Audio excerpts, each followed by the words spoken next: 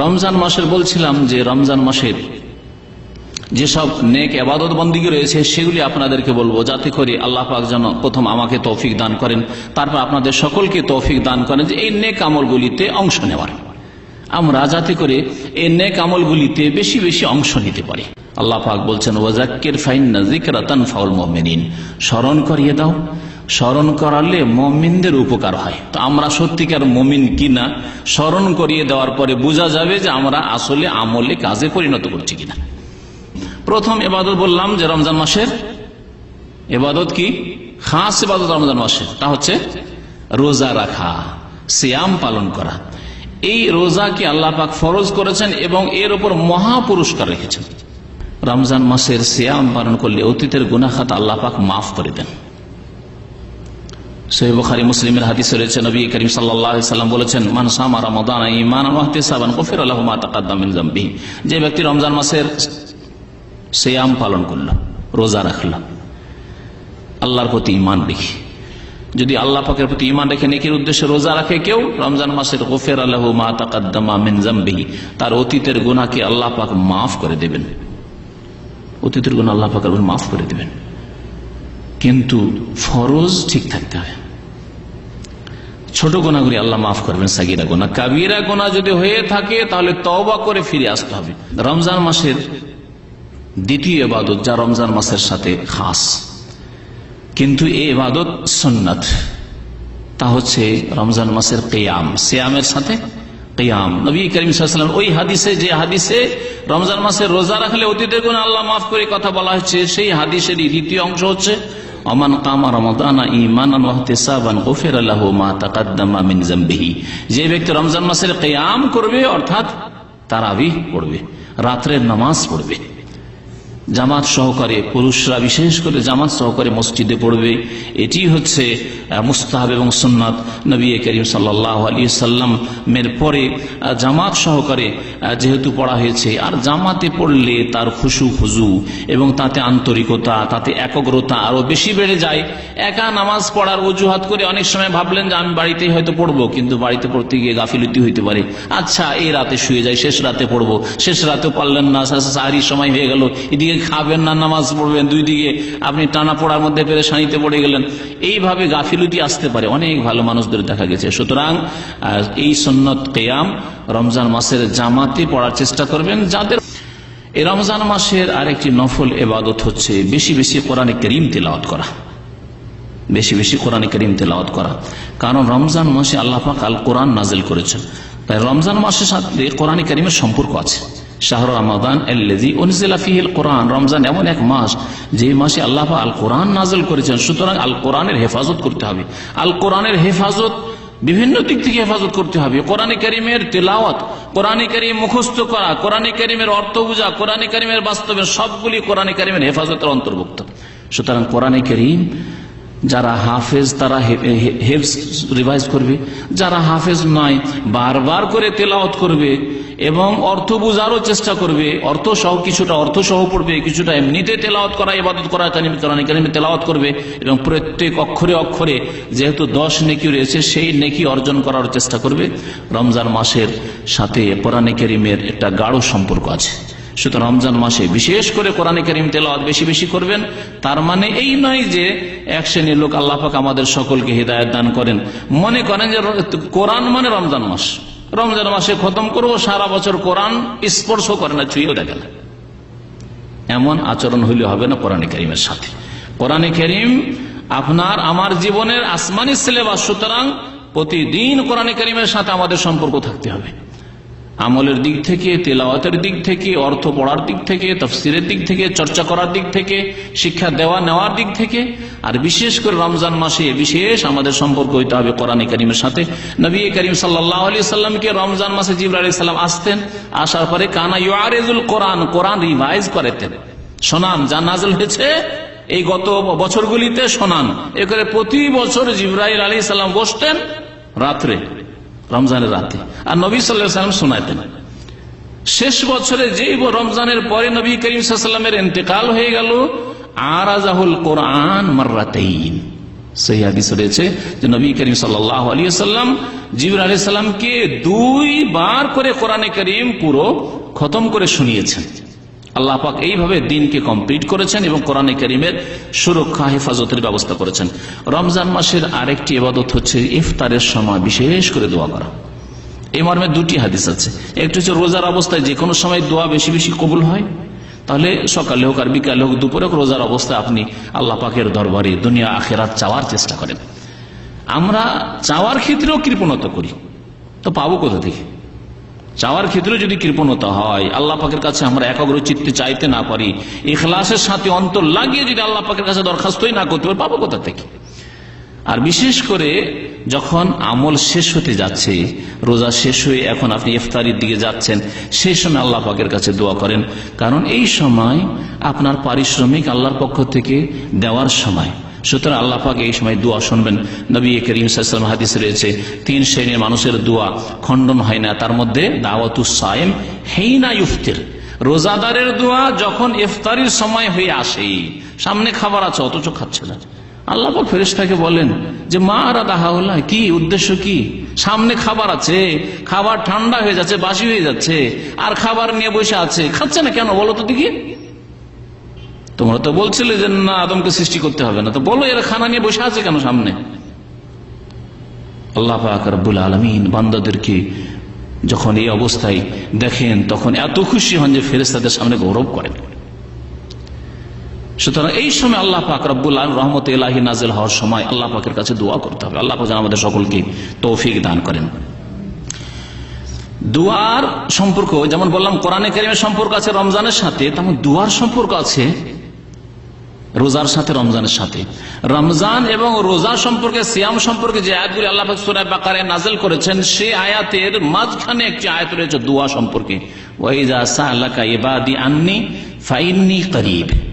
183 থেকে শুরু হয়েছে সিয়াম এবং রমজানের কথা, আর 186তে আল্লাহ পাক রব্বুল আলামিন এই দুয়ার কথা উল্লেখ করেছেন মাঝখানে। তারপরে আবার রোজার আহকাম মাসলা মাসাইল আল্লাহ পাক রব্বুল আলামিন বর্ণনা করেছেন। তাহলে বোঝা গেল যে রমজানের সাথে এবং রোজার সাথে দুয়ার একটা সম্পর্ক আছে। ওয়াইদা সালাকা ইবাদি আন্নী, আমার বান্দারা যদি জিজ্ঞাসা করে আমার সম্পর্কে, বলে দাও হে নবী ফাইন্নী করিব, আমি নিকটে। আল্লাহ পাক নিকটেও আবার আরশে আজিমও, দুটোতে কোনো বৈপরীত্য নেই। ও জীব দাওয়াত আদা, আমি দোয়াকারীর দোয়া কবুল করে থাকি। ইজা দান, যখন আমার কাছে দোয়া করে। ফালিয়াস্তাজিবুলি, কিন্তু আল্লাহ পাক দুটো শর্তের কথা বলেছেন, আমার দাওয়াত যেন কবুল করে। আল্লাহ পাক যা দিয়েছেন বিধি বিধান সাদরে গ্রহণ করতে হবে। আল্লাহ তোমার দিনকে কবুল করলাম, রাদিতু বিল্লাহি রাব্বাও ওয়া বিল ইসলামে দীনা ওয়া বি মুহাম্মাদিন সাল্লাল্লাহু আলাইহি নাবিয়্যান ওয়া রাসূলা। এটা শুধু মন্ত্রের মতো পড়লে হবে না। আল্লাহ তোমাকে রব হিসাবে আমি সন্তুষ্ট চিত্তে মেনে নিয়েছি, ইসলামকে দিন জীবন বিধান রূপে সার্বিক ক্ষেত্রে আমার জীবন বিধান হিসাবে গ্রহণ করে নিয়েছি সন্তুষ্ট চিত্তে। অবে মুহাম্মাদিন, মুহাম্মদ সাল্লাল্লাহু আলাইহি ওয়াসাল্লাম যে নবী এবং রাসূল, এটাও সন্তুষ্ট হয়ে মেনে নিয়েছি। এটা অন্তর থেকে হইতে হবে। ফালিয়াস্তাজিবুলি, আমার দাওয়াত যেন কবুল করে, গ্রহণ করে। ওয়ালিউমিনু বি, আমার প্রতি বিশ্বাস করে, ঈমান নিয়ে আসে, আল্লাহ সম্পর্কে ভালো ধারণা রাখে। নবী সাল্লাল্লাহু আলাইহি ওয়াসাল্লাম বলেছেন যে আল্লাহ সম্পর্কে ভালো ধারণা অবশ্যই আল্লাহ পাক দেবেন। তো রমজান মাসের আরেকটি ইবাদত হচ্ছে ইতিকাফ করা। আল্লাহ পাক যাদেরকে তৌফিক দেবে ইতিকাফ করবেন। সবচাইতে উত্তম ইতিকাফ হচ্ছে মসজিদে হারামের ইতিকাফ, তারপরে উত্তম ইতিকাফ হচ্ছে মসজিদ নববীর ইতিকাফ, তারপরে উত্তম ইতিকাফ হচ্ছে বাইতুল মুকাদ্দাসে মসজিদে আকসার ইতিকাফ, তারপরে সমস্ত দুনিয়ার জুমা মসজিদ সমান, সমস্ত দুনিয়ার জামে মসজিদ সমান। এখানে জামে মসজিদে ইতিকাফ করে যে ফজিলত পাবেন আপনি সুদূর বাংলাদেশে, জাপানে, যে কোনো দুনিয়ার যে কোনো আনাজ কানাচে যেখানে জামে মসজিদ রয়েছে, কারণ জমা পড়তে হবে ইতিকাফকারীকে। রমজান মাসের শেষ দশকে ইতিকাফ করা সুন্নাত, বরং সুন্নতে মুআক্কাদা। অনেকের নিকটের চাইতে বেশি তার শক্ত হুকুম রয়েছে অনেক ফুকাহে কেরামদের নিকট। আর বাকি যে কোনো সময় নফল ইতিকাফ করা যেতে পারে। অল্প কিছু দিনের জন্য, কিছু সময়ের জন্য মসজিদ অবস্থান করার নাম হচ্ছে ইতিকাফ করা। আল্লাহ পাক সর্বদার জন্য মসজিদে আপনি বসে থাকবেন, এটা জায়েজ করেননি। রমজান মাসের বিশেষ আরেকটি ইবাদত বেশি বেশি দান করা। সবসময় দান করেন, কারণ অভাবী সবসময় রয়েছে মুসলিম উম্মায়, কিন্তু বিশেষ করে রমজান মাসে দান খায়রাত করার আরো বেশি গুরুত্ব রয়েছে আর ফজিলত রয়েছে। নবী করিম সাল্লাল্লাহু আলাইহি ওয়াসাল্লাম সম্পর্কে সহিহ বুখারীতে রিওয়ায়াত রয়েছে। সহিহ বুখারীর প্রথম দিকে এই হাদিস পাবেন, কানা রাসূলুল্লাহ আজওয়াদান নাস, নবী করিম সাল্লাল্লাহু আলাইহি ওয়াসাল্লাম সবচেয়ে বেশি দানশীল ছিলেন। কানা আজওয়াদান নাস ওয়া কানা আজওয়াদা মা ইয়াকুনু ফি রমাদান, আর রমজান মাস আসলে আরো বেশি দানশীল তিনি হয়ে যেতেন, আরো বেশি দানশীল হয়ে যেতেন। জিবরাইল আলাইহিস সালাম যখন সাক্ষাৎ করতেন এবং কোরআন শুনতে আসতেন, তখন আজওয়াদা বিল খায়র মিনার রিহিল মুরসালা, প্রবল বেগে যে ঝড় বাতাস বয়ে আসে তার চাইতে বেশি দ্রুতগামী হয়ে যেতেন রাসূলুল্লাহ সাল্লাল্লাহু আলাইহি ওয়াসাল্লাম দান খায়রাতের ক্ষেত্রে, দানশীলতায়। এই হচ্ছে রাসূলুল্লাহ সাল্লাল্লাহু আলাইহি ওয়াসাল্লামের উত্তম আদর্শ। লাকাদ কানা লাকুম ফি রাসূলিল্লাহি উসওয়াতুন হাসানাহ, আল্লাহ পাক যেন আমাদেরকে উত্তম আদর্শ হিসাবে নবী করিম সাল্লাল্লাহু আলাইহি ওয়াসাল্লামকে জীবনের সার্বিক ক্ষেত্রে, আকীদার ক্ষেত্রে, ইবাদত বন্দেগীর ক্ষেত্রে, ফরজের ক্ষেত্রে, নফল সুন্নতের ক্ষেত্রে, হারাম নাজায়েজ থেকে বেঁচে থাকার ক্ষেত্রে, সমস্ত ক্ষেত্রে, আদান প্রদানের ক্ষেত্রে, আখলাক চরিত্রের ক্ষেত্রে, সার্বিক ক্ষেত্রে আমাদেরকে নবী করিম সাল্লাল্লাহু আলাইহি ওয়াসাল্লামকে আদর্শ হিসাবে, উত্তম আদর্শ হিসাবে গ্রহণ করার জন্য তৌফিক দান করেন। রমজান মাসের 7 নম্বরের ইবাদত, শুধু সংক্ষেপে আমি গণনা করে দিচ্ছি, তা হচ্ছে রোজাদারদের ইফতার করানো। সে রোজাদার অভাবী ছাড়া সচ্ছল হইতে পারে, সুখীরাও হইতে পারে। এই ক্ষেত্রে শর্ত নয় যে শুধু গরিবকে ইফতার করাবেন, ধনীকেও আপনি ইফতার করান। এই ইফতার জাকাত নয়, কোনো সাদকা নয় যে এতে সচ্ছল ব্যক্তি অংশ নিতে পারবে না বা সচ্ছল ব্যক্তি অন্যের ইফতার করতে পারবে না। অবশ্যই ইফতার করবেন এবং ইফতার করাবেন। নবী করিম সাল্লাল্লাহু আলাইহি ওয়াসাল্লাম বলেছেন, মান ফাত্তারা সায়মান, কোন ব্যক্তি যদি রোজাদারকে ইফতার করায়, ফাল কানা লাহু মিসলু আজরিহি, রোজাদার রোজা রেখে যে সওয়াব পেল, নেকি পেল, রোজা ইফতার করিয়ে তার সমান নেকি আল্লাহ পাকের পক্ষ থেকে পাবে। আন্নাহু গায়রা আন্নাহু লা ইয়ানকুসু মিন আজরি সাইমি শাইআন, রোজাদার রোজায় ঘাটতি করা হবে না, রোজাদারের রোজার নেকি কমিয়ে দিয়ে ওই ব্যক্তিকে দেওয়া হবে যেই ব্যক্তি রোজা ইফতার করলো, এমন নয়। আল্লাহ পাক নিজের রহমত অনুগ্রহ থেকে দেবেন। হাদিস সহিহ তিরমিজিতে রয়েছে, ইবনে মাজায় রয়েছে। রমজান মাসের আরেকটি খাস ইবাদত হচ্ছে, যাতে বেশি ফজিলত রয়েছে এদিক দিয়ে খাস, তা হচ্ছে রমজান মাসে উমরা করা। উমরা সারা বছর করেন, কিন্তু রমজান মাসে যদি উমরা করেন এর ফজিলত হজের সমান, এবং নবী করিম সাল্লাল্লাহু আলাইহি ওয়াসাল্লাম সাথে হজ করার সমান। নবী করিম সাল্লাল্লাহু আলাইহি ওয়াসাল্লাম এক মহিলাকে বললেন, উম্মে সেনান তার নাম ছিল, উম্মে সেনান আনসারী মহিলা, হজে যেতে পারেনি, কোনো কারণে হজে যেতে পারেনি। তখন তাকে নবী সাল্লাল্লাহু আলাইহি ওয়াসাল্লাম বললেন যে এক কাজ করো, হজ ফরজ হজ তো জীবনে একবার আদায় করতে হবে যে ব্যক্তি সচ্ছল থাকে, কিন্তু তুমি যখন হজে যেতে পারোনি, এক কাজ করো, রমজান মাসে উমরা করে নাও। ফাইন্না উমরাতান ফি রমাদানা তাআদিলু হাজ্জাতান মাই, রমজান মাসে উমরা করলে আমার সাথে এক হজ করার সমান নেকি পাবে। সুবহানাল্লাহ। রমজান মাসের 9 নম্বরের নেক আমল হচ্ছে কদরের রাতে বেশি বেশি ইবাদত মেহনত করা। ইনশাআল্লাহ তাআলা আগামী আলোচনাতে বা রমজান মাসে আলোচনাগুলিতে বিস্তারিত আলোচনা করা হবে। আল্লাহ এই কদর রাতের কথা কোরআনে কারীমে উল্লেখ করেছেন, কয়েক আয়াতে আল্লাহ উল্লেখ করেছেন। একটি সূরায় এই মর্মে আল্লাহ পাক নাযিল করেছেন, ইন্না আনজালনাহু ফি লাইলাতিল কদরি ওয়া মা আদরাকা মা লাইলাতুল সূরা কদর, ওর নামই হচ্ছে এই কদর রাতের ফজিলতে আল্লাহ পাক এই সূরা নাযিল করেছেন। এছাড়াও আল্লাহ পাক রব্বুল আলামিন সূরা দুখানের প্রথম আয়াতে ইন্না আনজালনা ফি লাইলাতিন মুবারাকা, বরকতময় রাত বলে আখ্যায়িত করেছেন। সেই রাতও হচ্ছে কোরআন নাযিল হওয়ার রাত। সেটা কখন? শবে কদর। কখন? রমজান মাসে না শাবান মাসে? রমজান মাসে। সুতরাং বিভ্রান্তির শিকার হবেন। আল্লাহ পাক হিদায়াত করে ওই সব গুমরাহদেরকে, যারা জাতিকেও গুমরাহ করছে, প্রচার মাধ্যমে টিভিতে আসছে আর বলছে সূরা দোকানে আল্লাহ বলেছেন লাইলাতুল মুবারাকা, আর সেটা হচ্ছে শবে বরাত। আরে আল্লাহ বলছেন কোরআন নাযিল করেছে ওই রাতে। কোরআন তো নাযিল হয়েছে শাহরু রমাদান আল্লাযী উনজিলা ফীহিল কোরআন, কোরআন রমজান মাসে নাযিল হয়েছে। তাহলে শাবান মাস আর শবে বরাত কোথায় আসলো? কোরআনে কারীমে শবে বরাতের কথা তার গন্ধ পর্যন্ত নেই। কেউ যদি বলে থাকে এই বিদাতীদের মতো তার আগে আর কোন তাফসীরের কিতাবে থাকে, সেটি গ্রহণযোগ্য নয়। কারণ আল্লাহ স্পষ্ট করছেন যে রমজান মাসে কোরআন নাযিল হচ্ছে, আর সেই রাতটি হচ্ছে বরকতের রাত, আর সেই বরকতের রাত রমজানে, শাবানে নয়। রমজান মাসের বিশেষ ইবাদত বন্দেগী হচ্ছে বেশি বেশি তওবা ইস্তেগফার করা। আল্লাহ পাক রব্বুল আলামিন আমাদেরকে জানি না আর সময় দেবেন কিনা, সুতরাং সংশোধন করেন। এই ভালো সময় যদি সংশোধন না করতে পারি, ভালো স্থানে যদি সংশোধন না করতে পারি, তাহলে অন্য কোনো সময় সংশোধন হবে না।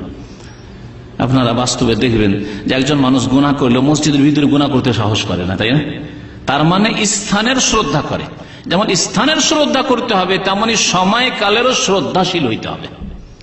রমজান মাসের শ্রদ্ধা করে আল্লাহর হস্তে তওবা ইস্তিগফার করেন, গুনাহ থেকে ক্ষান্ত হন। রমজান মাস যখন চলে আসে, প্রত্যেক রাত্রে ইউনাদি মুনাদি মিনাস সামাই, আকাশ থেকে আল্লাহর পক্ষ থেকে ফেরেশতা ডাক দেন আর বলেন, ইয়া বাগিয়াল খাইর আকবিল, হে কল্যাণ কামীরা অগ্রসর হও, এগিয়ে আসো, আরো নেকি করো, আরো নেকি করো। ভালো মানুষদেরকে আল্লাহ বলেন আল্লাহর ফেরেশতা দিয়ে। ইয়া বাগিয়াশ শাররি, আর যারা পাপিষ্ট গুনাহগার লোক তাদেরকে ফেরেশতা ডাক দিয়ে বলে, ইয়া বাগিয়াশ শাররি, হে অনিষ্ট কামনাকারীরা, হে পাপীরা, আকসির, এখনো ক্ষান্ত হও, ক্ষান্ত হও, থেমে যাও, আকসির, থেমে যাও। ওয়াযালিকা কুল্লা লাইলা, প্রত্যেক রাত্রে এইরকম ডাক দেওয়া হয় আসমান থেকে। রমজান মাসের শেষ ইবাদত বন্দেগী হচ্ছে যাকাতুল ফিতর আদায় করা। এই 10-12টি বিষয় আপনাদের সামনে পেশ করলাম। আল্লাহ পাক রব্বুল আলামিন যেন আমাদেরকে নেক আমলের তৌফিক দান করেন। আল্লাহ পাক আমাদের গুনাহ খাতা যেন মাফ করে দেন। আল্লাহ পাক রব্বুল আলামিন রমজান মাসের ইবাদত বন্দেগী আমাদের যেন কবুল করেন। আল্লাহ আমাদের শাবানে যেন বরকত দান করেন। আল্লাহ আমাদেরকে খালেস অন্তর থেকে নির্ভেজাল নিখুঁত তওবা করার জন্য তৌফিক দান করেন। আল্লাহ আমাদেরকে যেন জান্নাতুল ফিরদাউস দান করেন। আল্লাহ আমাদেরকে জাহান্নামের আযাব থেকে যেন রক্ষা করেন। আল্লাহ আমাদের কবর আযাব থেকে যেন রক্ষা করেন। আল্লাহ পাক আমাদেরকে নেক সন্তান সন্ততি যেন দান করেন। আল্লাহ পাক আমাদেরকে যা কিছু দিয়েছেন তাতে যেন বরকত দান করেন। আল্লাহ আমাদের হালালে যেন বরকত দান করেন, আর হারাম থেকে আমাদেরকে যেন বাঁচিয়ে রাখেন। আল্লাহ আমাদেরকে মানুষের যেন মুখাপেক্ষী না করেন। আল্লাহ যেন আমাদের সমস্ত প্রয়োজন, আমাদের যত কিছু রয়েছে আল্লাহ যেন আমাদের দূর করে দেন, আর অন্যের যেন দ্বারস্থ আল্লাহ পাক যেন না করেন। যেসব ভাইয়েরা বোনেরা অসুস্থ রয়েছেন আল্লাহ তাদের পীড়া অসুস্থতা যেন দূর করে দেন। যেসব ভাইরা পেরেশানিতে রয়েছে আল্লাহ তাদের পেরেশানি যেন দূর করে দেন। যেসব ভাই বোনেরা ইন্তেকাল করেছেন মুমিন মুমিনাত, আল্লাহ তাদের রুহের মাগফিরাত করেন। আল্লাহ আমাদেরকে নেক আমলের তৌফিক দান করেন। আল্লাহ পাক আমাদের সমস্ত ইবাদত বন্দেগী যেন কবুল করেন। রব্বানা তাকাব্বাল মিন্না ইন্নাকা আনতাস সামিউল আলিম ওয়া তুব আলাইনা ইন্নাকা আনতাত তাওয়াবুর রহিম। সুবহান রাব্বিকা রাব্বিল ইজ্জাতি আম্মা ইয়াসিফুন ওয়া সালামুন আলাল মুরসালিন ওয়ালহামদুলিল্লাহি রাব্বিল আলামিন।